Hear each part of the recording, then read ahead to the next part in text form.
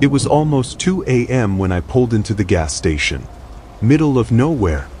No other cars. No sound except the buzzing of the flickering sign above.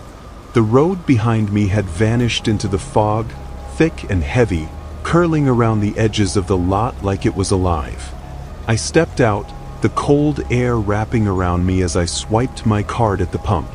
The machine beeped, but I barely noticed. Because that's when I saw him. A man. Standing just beyond the glow of the station lights, deep in the fog. Motionless. Watching. At first, I thought maybe he was lost. Maybe his car had broken down. But as I squinted, something about him felt off. His clothes, too old, like something from another time. A dark coat that reached past his knees, stiff like it hadn't moved in years. His hat, low over his face, shadowing his features completely. And his posture. Rigid. Wrong. Like he hadn't just stopped there, but had been there. For a long time. I turned toward the cashier inside. An older man behind the counter, barely looking up from his newspaper. When I looked back, the figure had moved closer. Not walking. Not shifting. Just closer. I froze. He was still too far to see clearly. Still too far to hear. But something inside me whispered, "Get back in the car." No. I forced a breath and turned back to the cashier, knocking on the glass. The old man sighed and shuffled over, sliding the window open. "There's a guy out there," I said, keeping my voice low. The cashier didn't even glance outside. "Yeah," he muttered. "He does that." I frowned. "What?" Now the old man looked at me. His face was tired, lined with something more than age, something like resignation. "He's been out there for years." My stomach dropped. I turned back to the window. The fog pressed against the glass. The man was gone. My breath caught. The automatic door hissed open behind me. A rush of cold air swept inside, slithering across the tile floor. But the sensor only goes off when someone steps inside.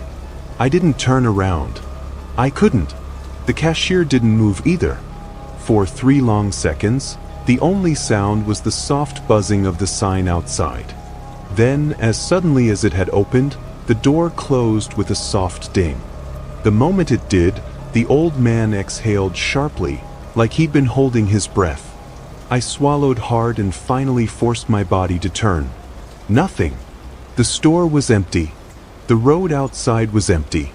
The fog was thicker now, swallowing everything beyond the parking lot, curling against the glass doors like it was waiting.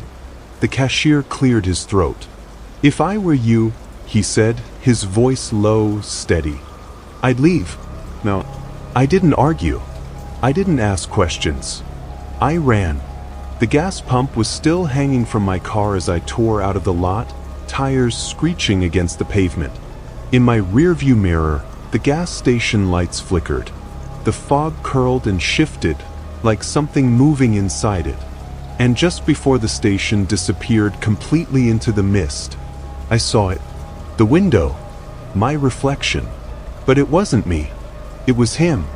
Standing inside the station. Hat low over his face. And this time, he was smiling. I used to work the night shift at a 24-hour gas station just off the highway. Mostly, it was boring, drunk customers, long hours, and the occasional weirdo who'd come in at 3 a.m. asking for cigarettes and beer like it was a life-or-death situation. But one night, something happened. Something I still can't explain. It was a slow shift. Only one car had stopped in the last hour. Then, around 3:15 a.m., a guy walked in. Tall, mid-30s, pale as hell. But it wasn't just his complexion that threw me off. It was the way he moved. Like his body didn't quite belong to him. His steps just a little too slow, his head twitching every few seconds, like he was listening to something only he could hear. I straightened up behind the counter as he approached. "You guys got a restroom?" he asked. His voice was flat. "Empty." "Yeah, around back," I said, gesturing toward the door outside. The man blinked, shook his head. "No," he muttered. I'm the other one. I frowned. There is no other one. He stared at me. A long, slow stare. I've used it before, he said. The door's in the back room. Something cold curled in my stomach. I had worked here for 6 months. There was no other bathroom. I forced a laugh. You must be thinking of a different station, man. He didn't laugh. Didn't even blink. Just turned, walked out the door, and disappeared into the night. I waited a few seconds, then stepped around the counter. Something about the way he said it, something about the certainty in his voice. I pushed open the door to the storage room, flicking on the light. Nothing but shelves of cleaning supplies and old stock. I exhaled. Of course, there was no other bathroom. But then, I noticed something. Scuff marks on the floor. Like something had been moved. Slowly, heart pounding, I stepped forward and ran my hand along the back wall. The paint felt different in one spot, colder, smoother. And then, a door swung open. A door I had never seen before. My breath hitched. A tiny, filthy bathroom stretched out before me, long abandoned.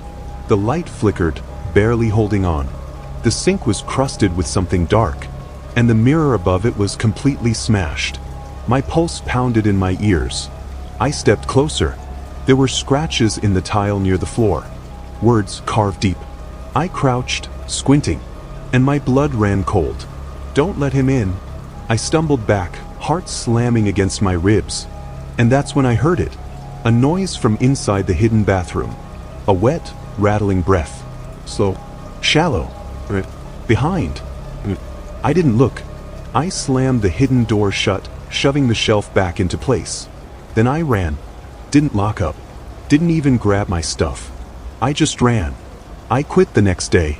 But sometimes, I wonder, if I had stayed a little longer, if I had looked in the mirror, would I have seen someone standing behind me? I was driving cross-country, trying to make good time. I didn't like stopping at night, but my tank was running low, and this stretch of highway had nothing for miles. So when I finally spotted a gas station up ahead, an old, run-down place with a single, flickering light, I had to pull in. The place looked abandoned. No other cars. No sign of an attendant. Just the hum of the overhead lamp and the faint creak of the rusted metal sign swaying in the wind. I stepped out, stretching my legs as I swiped my card at the pump. The silence out here was heavy, the kind that makes your ears ring. Then I noticed something.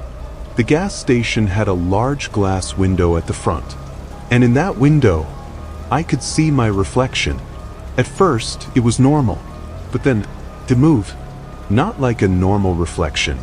It turned to look at me, even though I hadn't moved at all. I felt my chest tighten. Maybe it was a trick of the light. Maybe I was just tired.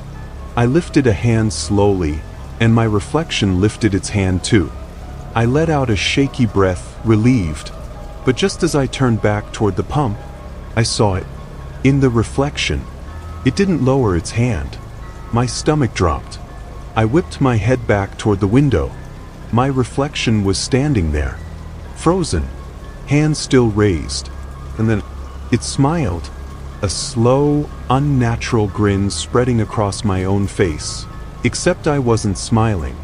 I stumbled back, my breath catching in my throat. The reflection took a step forward. But in the glass, there was no gas station behind it. No pumps. No night sky. Just a black void. I turned. The station was still there. The pumps. The road. I turned back to the glass. The void. The reflection was closer now. Could see its eyes. My eyes. But they weren't mine. They were too wide. Too hollow. And then, it raised a finger to its lips. A silent command. Shoot. My heart slammed against my ribs. I didn't wait. I yanked the pump from my car, gasoline splashing onto the pavement, and jumped into the driver's seat. As I peeled out of the lot, my tires kicking up dust and gravel, I risked one last glance in the mirror. The gas station shrank in the distance. The window was dark. No reflection. No figure. But then, In the back seat, something moved. A whisper. So close to my ear I felt the breath on my skin. You left too fast. I never stopped at a gas station after dark again.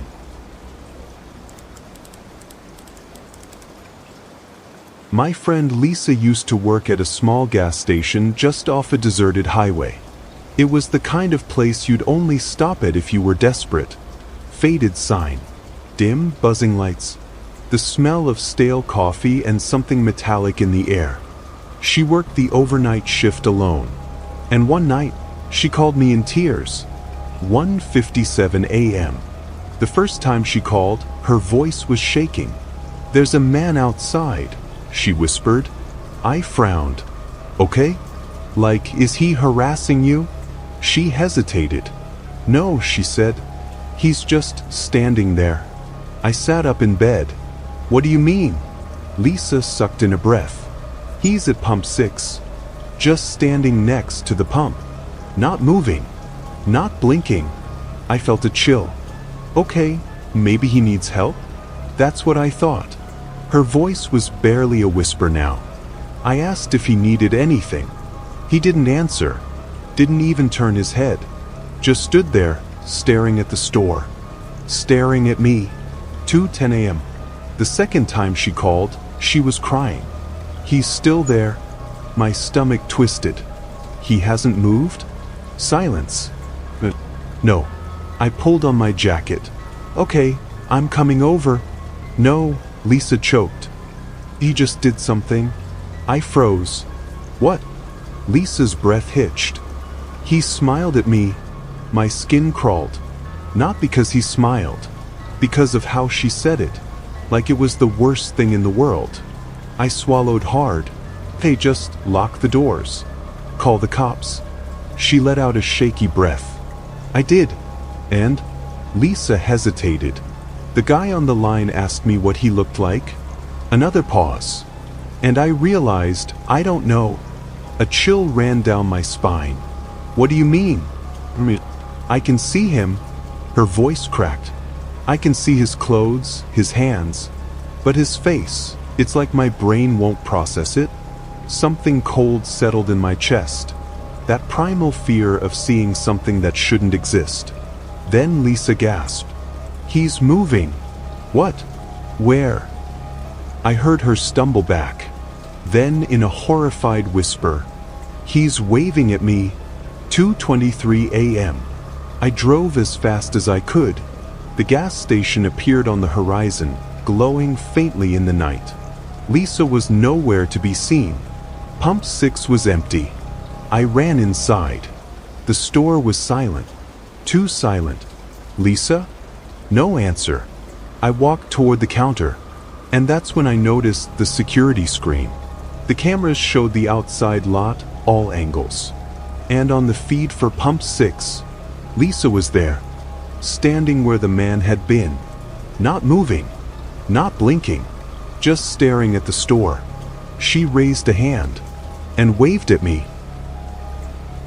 Gas stations. They're supposed to be quick stops. Just a few minutes to fill up, grab a snack, maybe stretch your legs. But some people never make it back to their cars. Some people see something they shouldn't. And some never leave at all. So the next time you pull into a gas station late at night, take a good look around. Is that man by the pump really a customer? Is your reflection moving the way it should? And if someone smiles at you from an empty part of the lot, just drive away. Because some things wait in the quiet places. And once they notice you, they don't always let you go. If you enjoyed these stories, subscribe for more chilling tales, and remember, some truths are scarier than fiction.